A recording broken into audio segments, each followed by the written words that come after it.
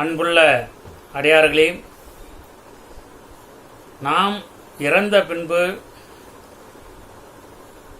என்ன நடக்கின்றது என்பதை மிக அழகாக திருமூலர் சொல்லியுள்ளார்.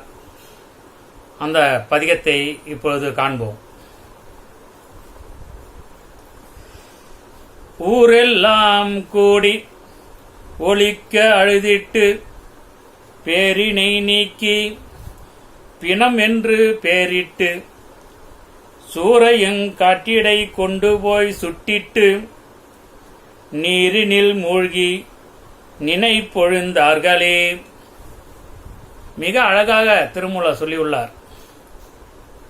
நாம் இந்த பூமியில் பல காலங்கள் ஏதோ ஒரு பெயர் திருநாமம் வைத்து வாழ்ந்து கொண்டிருக்கின்றோம். ஒரு நாள் இறந்துவிட்ட பிறகு அந்த பெயரையெல்லாம் நீக்கி பிணம் என்று உடனே சொல்ல ஆரம்பிக்கின்றோம்.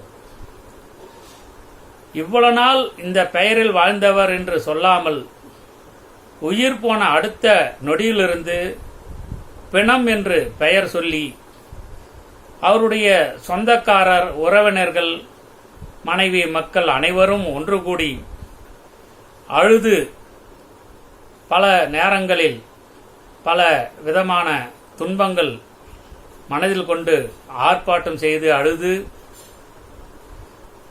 அடுத்ததாக என்ன செய்ய வேண்டும் என்று ஒன்றாக கூடி சொந்தக்காரர்களுக்கெல்லாம் சொல்லி அனுப்பி அவர்களெல்லாம் ஒன்று கூடி இந்த பிணத்தை உடனே என்ன செய்ய வேண்டும் என்று முடிவு செய்கிறார்கள்.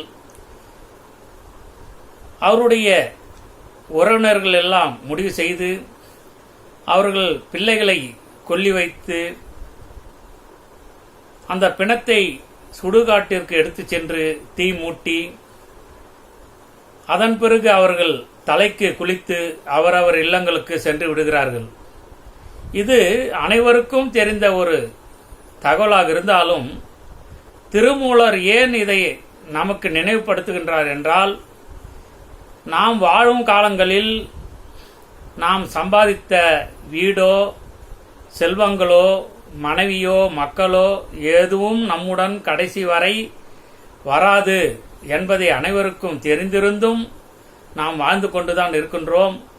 கடைசி வரை நமக்கு எது வருகிறது என்றால், நாம் செய்யும் நல்லது கெட்டது அதனால் ஏற்படும் பாவ புண்ணியங்கள் தான் நம்முடன் வரும். ஆகவே நாம் வாழும் காலங்களில் நல்லதை மட்டும் செய்து நல்லதை நினைத்து நாம் புண்ணியத்தை பெற வேண்டும். அந்த புண்ணியம்தான் நம்முடன் வரும் என்று மிக அழகாக திருமூலர் சொல்லி உள்ளதை அடியார்களுக்கு நினைவு செய்கின்றேன்.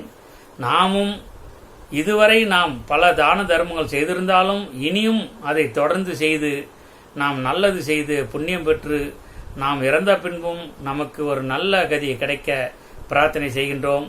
மிக்க மகிழ்ச்சி அடியார்களே, மிக்க நன்றி.